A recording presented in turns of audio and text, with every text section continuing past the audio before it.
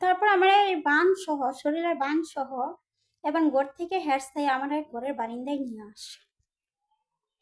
আয়না আমারে আবারও বারিন্দার পিলারের সাথে একটা রশি দিয়া আবারও আমার বাইন্দা ফেলা। বাইন্দা আমার মুখে খালি শুধু বান্ডা খুলে খুলে আমার মুখে বিষ ঢাইলা। তো আমার জীবন বাঁচানোর জন্য তখন আমি অনেকভাবে চেষ্টা করি, মুখ লাড়াছাড়া করি, আমার মুখে বিষ পড়তে দেই না। এবং আমার মুখে 2বার বিষ ঢালার চেষ্টা করছে, 2বারই আমার চুলে পড়ছে, মুখে পড়ে নাই। তখন আমার বড় ভাবি আমেনা এবং আমার বড় ভাবি সাবিনা, আমার বড় বোন জরিনা সবাই মিলা কইতাছে আমার বড় ভাই আলমকে, ভাইজান ওরা এমনি মারতে পারবেন না, ওর আগে চোখ 2টা তুলেন, তারপর ওর হাতে পরে রোগ কাটেন, তারপর ওরে বিষ খাওয়ায় মারে। কারণ বিষ তো শেষ হয়ে গেল, কিন্তু করে তো মারতে তো আমরা পারতাছি না, খালি বিষ ওর চুলে পড়ে, শরীরে পড়ে, মুখে তো আর পড়ে না। কি কামাস আগে ওর হাতে পায়ে, আগে ওর চোখ তুলেন, পরে হাতে পায়ে রোগ কাটেন, পরে ওরে মারে। যখন এই কথা বললো আমার বড় ভাই আলমকে, আমার বড় ভাবি এবং বড় বোন, এই কথা শোনার পরে আমার বড় ভাই আলমের কাছে আইনা ছুরি আইনা দেয় আমার বড় ভাবি সাবিনা এবং আমেনা এখন সাথে জড়িত থাকে তাহমিনা, কিন্তু তাহমিনা মন থেকে জড়িত থাকে না, কিন্তু তাহমিনা থাকে নিরুপায়।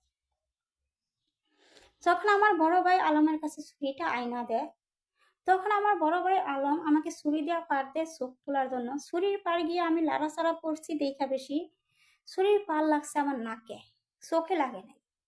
আবারও ছুরি দিয়ে আরেকটা পারতে লাগছে আমার নাকে, চোখে লাগে না। তখন নাকের হাড্ডি 2 টুকরা হইয়া এত পরিমাণ রক্ত বের হয়েছে যে 20টা গরু কাটলে এত রক্ত হয় না।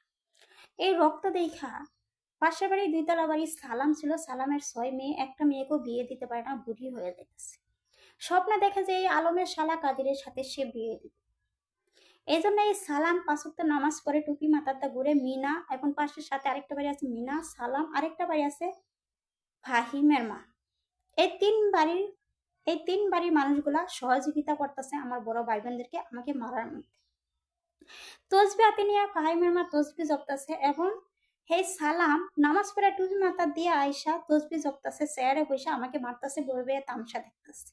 আমি ভাবছি যে এই তেহারা আল্লাহকে ডাকতেছে বসে বসে, তার মানে ওরা আমাকে বাঁচাবে, কিন্তু আমাকে বাঁচায় নাই, উল্টে আরো আমার ভাই বোনকে খারাপ যুক্তি দিচ্ছে।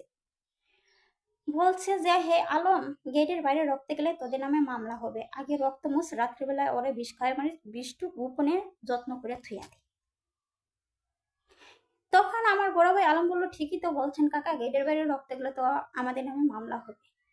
তখন 2টা বাথরুম থাকে, একটা ভাঙ্গা বাথরুমে নিয়ে আমাকে রাখে, ভালো বাথরুমের পানি না বারিন্দাতে, পানির মধ্যে পানি দিয়া পানি ডালছে রক্তের মধ্যে, পানি এবং রক্ত 2টা একত্র হইয়া পুরা বাড়ি বাইসে গেছে। বাড়ির মাঝখানে কতগুলা বালু ফেলানো, বালুর মধ্যে ঝাড়ু দিয়া, সলার ঝাড়ু দিয়া রক্তগুলা মিশাইতেছে। এই সুযোগে আমার ভাঙ্গা বাথরুমে রাখছিল, ভাঙ্গা বাথরুমে আমি একটা গামলা আসছিল, গামলার মধ্যে আমি স্পিডে কল ছেড়া 2-3 মগ পানি ফ্লোরে ডালছি, ঢাল্লা টিঙ্গের ভাঙ্গা ফাঁকা ছিল, ফাঁক দিয়ে বের হয়েছি, বের হইয়া ভাগ্য ভালো যে ওই বাথরুমে কোনো লাশ ছিল না। তখন টিঙ্গের এই ফাঁক দিয়া আমি বাথরুমের স্ল্যাব ছিল, এই স্ল্যাবের উপরে উঠছি, উইটটা ওয়াল ডেঙে বাড়ির পিছনটা পড়ে গেছি।